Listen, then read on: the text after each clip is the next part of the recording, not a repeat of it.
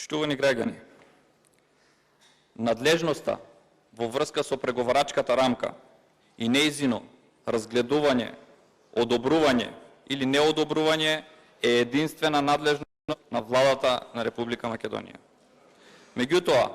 како што сме сведоци, секогаш имаме мешање на извршната и законодавната власт, а секако и во судската власт. Ова е пример и денес, бидејќи ова информација која што е доставена на само една страна, од која што се посочуваат аспектите во однос на преговарачката рамка и предлогот кој што е доставен, не можеме суштински да разговараме, бидејќи истата повикува на други документи кои што се во врска со истата, а не можеме да ги добиеме и да ги разгледаме. Уште едно потенцирам, владата навлегува во надлежностите на собранието, бидејќи истата преговара во однос на надлежноста на собранието за донесување и изменување на Уставот, а самата не си ја презема основната надлежност, односно не си ја превзема одговорноста во однос на ова информација, која што впрочем можеме да разговараме дека е доставена согласно членот 185 од Деловникот на Република Македонија токму како информација, бидејќи самата информација, самиот збор упатува на информирање. По неа не може да се донесат одредени ставови кои што ќе можат да влијат на самата преговарачка рамка. Односно, самиот член предвидува, како што и претходно напомена и председателот, дека на крајот од седницата се донесуваат заклучоци кои што се предложени од пратеничките групи и од пратениците, но истите, потенцирам, не можат да имат облигаторен елемент, односно во однос на промена на самата преговарачка рамка. Тоа значи дека тие декларативно понатаму ќе бидат доставени единствено до владата на Република Македонија. А исто така потенцирам дека владата со ова сака да ја оттргне одговорноста, односно ова мене повеќе ми личи на еден символично кажано судски процес каде што одлучува судски совет, односно судечки совет, кој што кога ќе пристапи кон одлучување, судијата кој што го води судечкиот совет сам ќе одлучи де факто,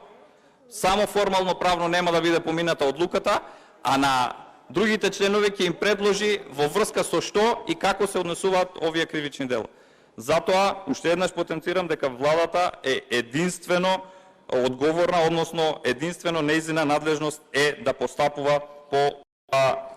информација, односно по оваа преговарачка рамка и истата да ја прифати или да ја одбие. Но, каде можеме да ги видиме овде причинско-последичните врски, зошто е дојдено до овде, односно до оваа информација да биде доставена во собранието, за да на некој начин се оттргнат оние нереализирани постапки и нереализирани процеси кои што во секој извештај Европската комисија ни ги напоменува во однос на поглавијата при усогласување на самото позитивно право на Република Македонија со европското право, од каде што директно Европската комисија секоја година ни напоменува во кои делови заустануваме и во кои делови имаме застој. Конкретно во последниот извештај имавме само во 3 поглавја напредок, во 5 имаме уназадување, а во 25 имаме ограничен напредок, од кои што овие 25 спаѓаат и поглавјата 23-24, односно владење на правото и фундаменталните права и човековите права. Како можеме да зборуваме за напредок кога имаме ограничени напредоци во овие поглавја, кои што се отвараат први, а се затвараат последни, баш заради тоа што се едни од најсуштествените поглавја за кои што се преговара. Но, овде суштината е уште по-тешка, бидејќи при почитување на човековите права и при воспоставување на владење на правото, самата влада не реализира и веќе усогласените закони кои што се со позитивните законски прописи на Европската Унија. Тука е суштината зошто владата прибегнува со давање на таква информација да се зацкријат овие аномалии кои што не ги исполнуваме доволно и по истите не се постапува како што треба. имаме напредок во овој дел, за да имаме што помалку работа, откако ќе почнеме со преговорите, истите оние така наречениот скрининг процес да биде многу пократок и побрзо да стигнеме до целта. Меѓутоа, кога зборуваме за овие поглавја, затоа имаме и оценки од меѓународните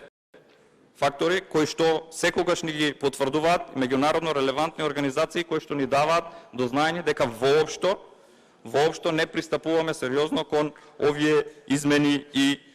дополнувања. Затоа,